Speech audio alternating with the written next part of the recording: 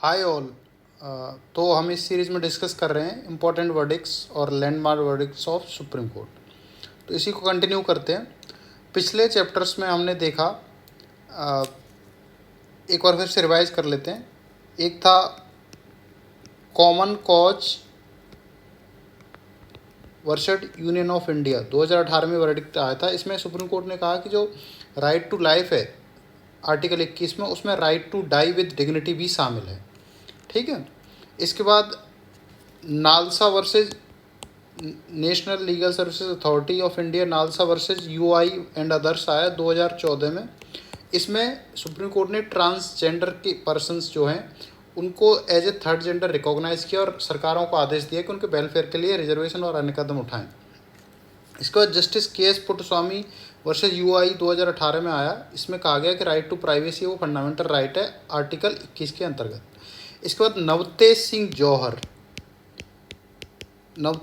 Johar versus union of India 2018 में आया। इस वर्डिक्ट में था कि जो इंडियन पीनल कोड की सेक्शन 377 है उसको स्ट्रक डाउन कर दिया गया। इसका क्या मतलब है कि होमोसेक्सुअलिटी, समलैंगिकता को डिक्रिमिनलाइज कर दिया गया। ठीक है। इसके बाद जोसेफ साइन वर्सेस यूआई का 2017 में एक वर्डिक्ट आया जिसमें एडल्ट्री, व्यभिचार, एडल्ट्री को से रिलेटेड जो आईपीसी इंडियन पीनल कोड का सेक्शन है 497 और सीआरपीसी का जो 198(2) है उसको स्ट्रक डाउन कर दिया गया। ठीक है। इसके बाद जेंडर जस्टिस के केस शाहबानो का केस 1985 में आया। उसके हस्बैंड ने तलाक दिया तो उसने मेंटेनेंस के लिए गुजारा भत्ता देने के लिए सुप्रीम कोर्ट का रुख किया। सुप्रीम कोर्ट ने उसके फेवर में फैसला सुनाया, लेकिन सरकार ने अमेंडमेंट एक्ट ला के उसको नलीफाई कर दिया। इसके बाद Vishakha versus state of Rajasthan 1997, Bhanwari Devi rape कांड से रिलेटेड है। उसके बाद सुप्रीम कोर्ट ने sexual harassment at work place से रिलेटेड गाइडलाइंस जारी की इस केस में। Okay, Vishakha versus state of Rajasthan में। उसके बाद सायरा बानो, पहला क्या था शाहबानो, अब सायरा बानो केस ट्रिपल तलाक से रिलेटेड है। इसमें सुप्रीम कोर्ट ने 2017 में ट्रिपल तलाक को अवैध करार दिया। उसके बाद Indian young lawyers association versus state of Kerala 2018 में आया। ये सबरीवाला मंदिर में महिलाओं 10 से लेकर 50 साल की महिलाओं के जाने पर लगी हुई रोक से संबंधित है। कोर्ट ने उस रोक को अवैध ठहराया और महिलाओं को जाने की परमिशन दी। ठीक है। इसके बाद constitutional democracy related SR Bombay versus union of India 1994, जिसमें सुप्रीम कोर्ट ने आर्टिकल 356 के प्रयोग से रिलेटेड कुछ गाइडलाइंस जारी की। इसके बाद lily Thomas versus union of India 2013 में आया।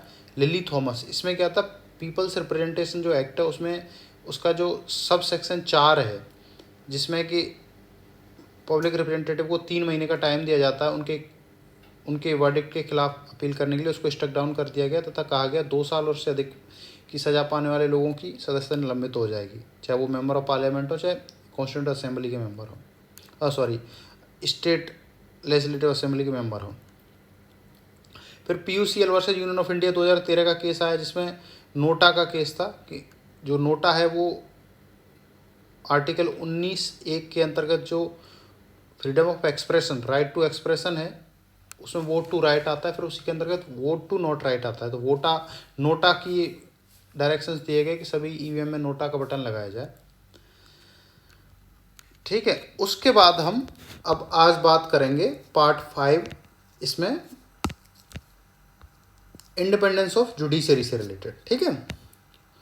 तो ये SP Gupta versus union of India, ये केस 1981 में आया। इसे फर्स्ट जज केस भी कहते हैं। ओके, फर्स्ट जज case SP Gupta versus union of India. इसमें क्या था, अपेक्स कोर्ट ने 4-3 की मेजोरिटी से कहा कि जब राष्ट्रपति सुप्रीम कोर्ट या हाई कोर्ट के जज चुनते हैं तो उन्हें सीजीआई से जो कंसल्टेशन करते हैं वो कंसल्टेशन का मतलब कनकरेंस, सहमति नहीं है। ठीक है ना, वो सिर्फ कंसल्टेशन है, वो सहमति नहीं है। तो और सुप्रीम कोर्ट ने ये आइडिया भी रिजेक्ट कर दिया कि सीजीआई की जो ओपिनियन है उसकी प्राइमेसी होनी चाहिए। उन्होंने कहा कि नहीं, अल्टीमेट पावर तो यूनियन गवर्नमेंट के पास ही। तो ये इस तरह का वर्डिक्ट आया जो जुडिशरी के थोड़ा सा अगेंस्ट लगता है, सरकार के फेवर में दिखता है। इसके बाद फिर supreme court advocates on record association versus union of India 1993 में यहाँ इसे सेकंड जज केस कहते हैं। पहला जज केस कौन था एसपी गुप्ता वाला। इसमें कहा गया कि कंसल्टेशन का मतलब सहमति नहीं है और सीजीआई की प्राइमेसी गलत है, सरकार की प्राइमेसी रहेगी। तो अब ये जो सेकंड केस आया इसमें उस वर्डिक्ट को पलट दिया गया। इसमें कहा गया कि इसमें कॉलेजियम की व्यवस्था की गई। ओके, कॉलेजियम होगा जिसमें चीफ जस्टिस होंगे और 2 अदर सीनियर मोस्ट जज होंगे सुप्रीम कोर्ट के। ये लोग प्रपोजल और अपॉइंटमेंट ऑफ जजेस के लिए काम करेंगे। ठीक है, कोर्ट ने कहा कि अगर प्रेसिडेंट और सीजीआई के बीच कॉन्फ्लिक्ट है रिगार्डिंग अपॉइंटमेंट ऑफ जज, प्रेसिडेंट और सीजीआई के बीच कॉन्फ्लिक्ट है तो सीजीआई की ओपिनियन प्राइमेसी रखेगी और यही निर्णायक फैक्टर होगी। तो ये पिछले वाले केस से अपोजिट जा रहा है। पिछले केस में क्या कहा था कि सीजीआई की प्राइमेसी की बात गलत है, सरकार ही की प्राइमेसी होनी चाहिए। इसमें कहा गया कि सीजीआई की प्राइमेसी होगी, वो ही डिसाइड करेंगे अगर प्रेसिडेंट और सीजीआई में कॉन्फ्लिक्ट है तो। दूसरा इसमें कॉलेजियम की व्यवस्था की गई जिसमें सीजीआई रहेंगे और 2 सीनियर मोस्ट जज रहेंगे। इसके बाद फिर एक थर्ड जज केस आया, इसे स्पेशल रेफरेंस केस भी कहते हैं 99 में। पहला कब आया? पहला 81 में, दूसरा आया 93 में, 99 में तीसरा। इसमें 9 जजेस की बेंच थी। मैंने आपको पहले ही बताया जब भी संवैधानिक प्रश्नों से रिलेटेड कोई मुद्दा आएगा सुप्रीम कोर्ट में तो कम से कम 5 जज होंगे उस संवैधानिक पीठ में। ठीक है, ये कहा गया 145 आर्टिकल में। तो 9 जज की बेंच थी, इसने सुप्रीम कोर्ट में यूनेनिमस यानी सर्वसम्मति से डिसीजन दिया कि सेकंड जज केस में जो डिसीजन था कॉलेजियम का वो सही है। इन्होंने रीअफर्म किया उसको। ठीक है, बस इतना सा चेंज इसमें आया कि पिछली बार इन्होंने कहा था कॉलेजियम में सीजीआई और 2 सीनियर मोस्ट जज होंगे। इस बार उन्होंने कहा कि सीजीआई और 4 अदर सीनियर मोस्ट जज होंगे, मतलब नंबर ऑफ मेंबर्स बढ़ा दिए कॉलेजियम में। पहले जो 3 थे वो भी 5 हो गए। बस इतना चेंज किया थर्ड जज केस में। फिर ये जो 2016 का एक केस था supreme court advocates on record association versus union of India, इसको फोर्थ जजेस केस भी कहते हैं और एनजेएसी केस। एनजेएसी क्या है? National judicial appointment commission case, ये भी कहते हैं। इसमें 5 जजों की बेंच ने मेजोरिटी से डिसीजन दिया 4-1 से और इन्होंने जो 99th amendment constitutional amendment act सरकार ला रही थी उसको स्टेक डाउन कर दिया और इन्होंने कहा कि जो एनजीएसी बनाने की बात सरकार कर रही है ये एनजीएसी अनकॉन्स्टिट्यूशनल है। क्यों? ये जुडिशियल इंडिपेंडेंस को प्रभावित करता है और ये जो सेपरेशन ऑफ पावर्स है जुडिशरी, एग्जीक्यूटिव और लेजिस्लेचर में, उसको भी प्रभावित करता है। ठीक है, इसके बाद अब एनवायरनमेंट प्रोटेक्शन से रिलेटेड मुकदमे पे आ जाते हैं। MC Mehta versus Kamal Nath. इसकी एक ही ट्रिक है, आपको एनवायरनमेंट से रिलेटेड कोई भी क्वेश्चन आता है उसमें एमसी मेहता का नाम हो बस उसे टिक कर दीजिए। ठीक है, 1996 में केस हुआ था, बैकग्राउंड में नहीं जाएंगे। ये लैंडमार्क केस कहलाता है इंडियन एनवायरनमेंट लॉ में due to the fact that public trust doctrine इसमें दी गई और polluter pays principle. Public trust doctrine क्या है कि जो भी आपके पब्लिक जो भी रिसोर्सेज हैं एनवायरनमेंट से या जो रिसोर्स हैं पब्लिक उनकी ट्रस्टी है और जो भी पॉल्यूटर है वो उसके लिए पे करेगा। ठीक है, फिर एमसी मेहता वर्सेस एक यूनियन ऑफ इंडिया, दूसरा केस भी 87 का जिसमें ओलियम की स्लैक हुई थी, उसके लिए उन्होंने एक केस किया था। इसके बाद MC Mehta versus union of India 98 में एक दूसरा केस, इसमें ट्रैफिक कंडीशंस और जो व्हीकुलर पॉपुलेशन है दिल्ली की उससे रिलेटेड था, मॉनिटरिंग से, जुडिशियल मॉनिटरिंग होनी चाहिए उसकी। फिर उन्होंने एक केस किया गंगा रिवर के लिए 1988 में। फिर उन्होंने relocation of hazardous industry from municipal limit of Delhi से जो खतरनाक इंडस्ट्रीज को बाहर के लिए केस 96 में किया। फिर इन्होंने ताजमहल की नियर विसिनिटी में पॉल्यूशन को कंट्रोल करने के लिए केस 96 में किया। फिर इनका गवर्नमेंट रन बसेस जो हैं उनको एलपी सीएनजी से चलाने के लिए 98 में इन्होंने करा। तो जो भी पॉल्यूशन से रिलेटेड और एनवायरनमेंट से रिलेटेड उनमें एमसी मेहता का नाम आना ही आना है। अब सोशल जस्टिस, एक सबसे फेमस है Indira Sahni versus union of India 1992 में। ठीक है, इसमें कहा गया कि जो बैकवर्ड क्लास मेंशन्ड है आर्टिकल 16 के सब क्लॉज 4 में, उनको सिर्फ कास्ट से ही आइडेंटिफाई किया जाएगा, ना कि इकोनॉमिक कंडीशन से। कुछ लोगों में ये चर्चा होने लगी थी कि भाई इकोनॉमिक कंडीशन ठीक है तो अब उन्हें बैकवर्ड न माना जाए, इनका नहीं, वो कास्ट से रिलेटेड है, वो इकोनॉमिक कंडीशन से रिलेटेड नहीं है। फिर इन्होंने जो मंडल कमीशन के बाद 27% रिजर्वेशन दिया गया था ओबीसी को, उसको भी कॉन्स्टिट्यूशनल वैलिडिटी इन्होंने अप्रूव कर दी। और इन्होंने कहा 50% का थ्रेशोल्ड रखा रिजर्वेशन की, टोटल 50% से ज़्यादा नहीं होना चाहिए, और क्रीमी लेयर का एक्सक्लूजन का इन्होंने कॉन्सेप्ट दिया। ओके, इसके बाद अदर्स पे आ जाते हैं, कुछ और वर्डिक्ट हैं। एक Samatha versus state of Andhra Pradesh and others है। इसमें इन्होंने ये ट्राइबल से रिलेटेड है, ट्राइबल के फेवर में वर्डिक्ट दिया और कहा कि गवर्नमेंट लैंड, फॉरेस्ट लैंड और जो ट्राइबल लैंड है शेड्यूल्ड एरियाज में, ठीक है, वो नॉन ट्राइबल्स या प्राइवेट इंडस्ट्री को नहीं दी जा सकती, लीज आउट नहीं की जा सकती। तो समंथा केस किससे रिलेटेड है? ट्राइब्स के राइट्स से रिलेटेड, कि जो वहाँ की लैंड है, चाहे वो गवर्नमेंट लैंड है, चाहे वो फॉरेस्ट लैंड है या ट्राइबल लैंड है, उनको प्राइवेट एंटिटी या नॉन ट्राइब्स को नहीं दिया जा सकता लीज पे। माइनिंग एक्टिविटी सिर्फ या तो सरकारी कंपनी कर सकती है, जो कि Andhra Pradesh state minor development corporation है, या कोई कोऑपरेटिव बना दें ट्राइबल्स का, वो कर सकते हैं, ठीक है ना। और वो भी जब करेंगे तो फॉरेस्ट कंजर्वेशन एक्ट 1980 और एनवायरमेंट कंजर्वेशन प्रोटेक्शन एक्ट 1986 इसके कंप्लायंस के आधार पर करेंगे, ठीक है। सरकारी कंपनी कर सकती है या ट्राइब्स कर सकते हैं। Shreya single versus union of India में क्या है? इसमें जो इंडियन आईटी एक्ट की धारा 66 है उसको स्टक डाउन करने से रिलेटेड है, ठीक है ना। तो ये ऑनलाइन फ्री स्पीच को प्रोटेक्ट करने में एक बड़ा कदम है, ठीक है। इसे इस तरह याद रखना है कि इसने आईटी एक्ट की 66 को स्टक डाउन किया श्रेया सिंगल में। State of Madras versus Champakam Dorairajan 1951 में ये केस हुआ था, पहला मेजर जजमेंट था रिगार्डिंग रिजर्वेशन।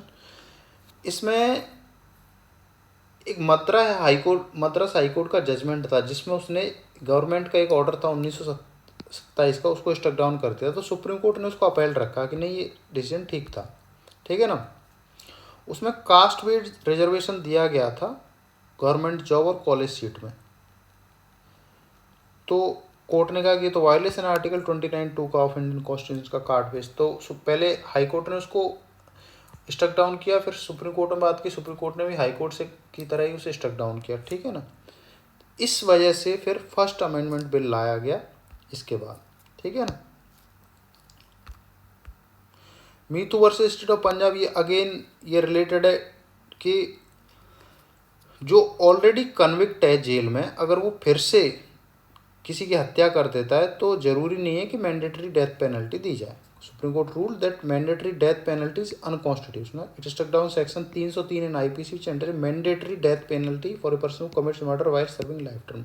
कोई पहले से ही आजीवन कारागार भुगत रहा है, उसके बाद वो मर्डर कर देता है, तो इंडियन पीनल कोड की धारा 303 कहती थी कि उसे मैंडेटरी डेथ सेंटेंस ही दिया जाए, क्योंकि वो ऑलरेडी आजीवन काट रहा है, फिर उसने मर्डर कर दिया तो उसको डेथ सेंटेंस दिया जाए।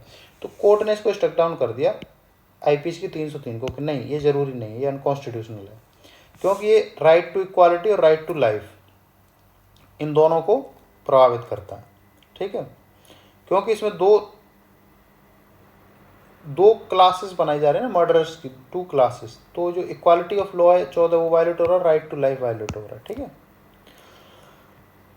इसमें कहा कि सभी मर्डरर जो 302 के अंतर्गत हत्या के इसमें आते हैं, तो उनको या तो कोर्ट लाइफ टर्म दे सकता है, आजीवन कारावास, या डेथ दे सकता है, कोर्ट के ऊपर है, ठीक है ना।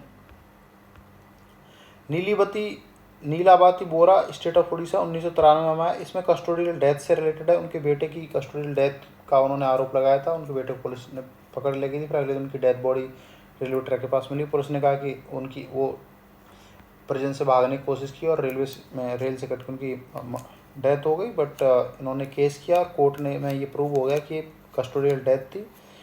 तो इसमें कोर्ट ने जुर्माने की व्यवस्था की और उनके पुलिसमैन जो रेड पुलिसमैन तो उसके खिलाफ कार्रवाई के लिए निर्देश दिया, ठीक है ना। State could no longer escape liability in public law and had to be compelled to pay compensation। तो इसमें कंपेंसेशन दिया गया। और ऐसे ही फिर एक DK Basu versus state of West Bengal cases में supreme court guidelines for arrest and detention है, ठीक है। अब हम इससे रिलेटेड क्वेश्चन कर लेते हैं। क्वेश्चन करने से पहले एक बार मैं आपको रिवाइज करा देता हूँ। इसमें फर्स्ट जजेस केस या SP गुप्ता से यूनियन ऑफ इंडिया 1981 में हुआ, जिसमें कहा गया कि जो कंसल्टेशन है उसका मतलब कंकरेंस नहीं है, ओके, राष्ट्रपति कंसल्टेशन करेंगे सीजीआई से, पर जरूरी नहीं कि उसका मतलब सहमति नहीं है। और उसमें कहा गया कि सरकार की प्राइमेसी रहेगी सीजीआई की नहीं। इसको उलट दिया गया सेकंड जजेस केस में 1993 में, supreme court advocate on record association versus union of India. इसमें कहा गया एक कॉलेजियम बनाया गया, इसमें चीफ जस्टिस और 2 अदर सीनियर जस्टिस होंगे, तथा इसमें कहा गया कि प्राइमेसी सीजीआई की ही रहेगी। अगर कोई कॉन्फ्लिक्ट है प्रेसिडेंट और सीजीआई के बीच में रिगार्डिंग अपॉइंटमेंट, तो सीजीआई की प्राइमेसी रहेगी और वो डिटर्मिनेटिव होगी, निर्णायक होगी। फिर थर्ड जजेज केस आया 1999 में। इसमें बस ये चेंज किया गया कि जो सेकंड जजेज केस था वो ठीक था, कॉलेजियम की व्यवस्था वो लीगल है, वैलिड है, बस उसमें कॉलेजियम में सदस्यों की संख्या बढ़ा दी कि 1 सीजीआई और 4 सीनियर मोस्ट जज, टोटल अब 5 हो गए, पहले 3 थे। फिर चौथा जज केस कौन सा है? NGS, national judicial appointment commission case जो माना जाता है। सरकार 99 कॉन्स्टिट्यूशनल अमेंडमेंट एक्ट लेके आई और सरकार एनजीएसी का गठन करना चाहती थी। कोर्ट ने कहा कि अनकॉन्स्टिट्यूशनल है, क्योंकि ये न्यायिक जो स्वतंत्रता है उस पर उसको खतरे में डालता है, और जो सेपरेशन ऑफ पावर, जो पावर्स, ये जो सेपरेशन ऑफ पावर्स है लेजिस्लेटिव, जुडिशरी और एग्जीक्यूटिव के बीच, उसको भी ये प्रभावित करता है। इसके बाद एनवायरमेंट प्रोटेक्शन के सारे case MC Mehta versus others हैं, ठीक है। उसके बाद सोशल जस्टिस में Indira Sahni versus union of India 1992 में। इसमें कहा गया कि जो बैकवर्ड क्लास का स्टेटस है वो जाति से निर्धारित होगा, न कि इकोनॉमिक स्टेटस से। और 27% रिजर्वेशन को इसने लीगल ठहराया, 50% की लिमिट रखी, क्रीमी लेयर के एक्सक्लूजन की बात कही। कुछ अदर केसेस में Samatha versus state of AP, tribal land से रिलेटेड है, कुछ लैंड को नॉन ट्राइब्स को नहीं दिया जा सकता, अगर माइनिंग करनी है तो गवर्नमेंट कंपनी करेगी या ट्राइब्स की कोऑपरेटिव सोसाइटी करेगी। और वो भी ये माइनिंग करते समय फॉरेस्ट कंजर्वेशन एक्ट 1980 और एनवायरमेंट प्रोटेक्शन एक्ट 1986 का ध्यान रखेंगे। श्रेया सिंगल केस में आईटी एक्ट की धारा 66 को स्टक डाउन कर दिया गया। State of Madras versus Champakam Dorairajan case पहला जजमेंट था रिजर्वेशन से रिगार्डिंग। इसमें जो एक सरकार का ऑर्डर था उसको नलीफाई किया गया, ठीक है ना। और इस केस में कोर्ट के रुख को देखते हुए फर्स्ट अमेंडमेंट लाया गया कॉन्स्टिट्यूशन में। मीथू versus state of Punjab, Mitthu versus state of Punjab में कहा गया कि जो आईपीसी की धारा 303 है वो अनकॉन्स्टिट्यूशनल है, क्योंकि वो कहती है कि जो आदमी पहले से लाइफ टर्म काट रहा है, अगर वो फिर से मर्डर कर दे तो उसको डेथ पेनल्टी ही दी जाए। तो ये 2 तरह के मर्डर बनाती है, ठीक है, कि उसको कह रही है कि डेथ पेनल्टी ही दी जाए, तो ये गलत है। ये कोर्ट के ऊपर है कि वो उन्हें डेथ पेनल्टी दे या क्या दे। फिर Nilabati Behera versus state of Orissa, ये कस्टोडियल डेथ से रिलेटेड है। इसमें कोर्ट ने स्टेट से कंपेंसेशन दिलवाया इनको, और जो दोषी पुलिसमैन तो उनके खिलाफ कार्रवाई की बात की। ऐसा ही D K Basu versus state of West Bengal case भी आया था। अभी हम लोग कुछ क्वेश्चंस देख लेते हैं। भारतीय पर्यावरण कानून में एनवायरमेंट एक ऐतिहासिक मामला, इस मामले में भारतीय उच्चतम न्यायालय ने कहा कि वायु, समुद्र, वन जैसे संसाधन ये अति महत्वपूर्ण है। इसमें एमसी मेहता सी, ठीक है। भारतीय अदालत में दिया ये शाहबानों का हमने पहले कर लिया है, ठीक है। गंगा नदी में प्रदूषण की समस्या के समाधान के लिए कौन सी जनहित याचिका दायर की गई? एमसी मेहता बनाम भारत संघ, ठीक है। किस मामले में उच्चतम न्यायालय ने रात दी कि अनुसूचित जातियों में सरकारी जमीन, आदिवासियों की जमीन, वन्य भूमि गैर आदिवासियों निजी कंपनियों को खनन अथवा औद्योगिक कार्यों के लिए पट्टे पर नहीं दी जाएगी तथा ऐसे कार्य केवल आदिवासी अथवा सरकारी कंपनी द्वारा। तो ये समता बनाम आंध्र प्रदेश राज्य में आया था, ठीक है। इंदिरा साहनी निर्णय के रूप में बहुचर्चित जनहित याचिका मामले को माना जाता है। ये किससे रिलेटेड है? रिजर्वेशन से रिलेटेड है, ठीक है। तो ये सी हो गया। अदालत ने सरकारी नौकरियों में पिछले में आरक्षण की औचित्य और जरूरत को स्वीकार किया, ठीक है। किस मामले में राज्य सरकार ने कहा कि जो लोग अनायासी राज्य की हिरासत में उनके प्रति सरकार का विशेष दायित्व है, ये सुनिश्चित करना पुलिस की जमीन की हिरासत में। ये किसमें? नीलावती बेहरा बनाम उड़ीसा सरकार से कंपेंसेशन दिलवाया, सरकार को जिम्मेदार ठहराया, ठीक है। तो यहाँ पे हमारी इंपॉर्टेंट जजमेंट्स की सीरीज फिनिश होती है। Take care, bye.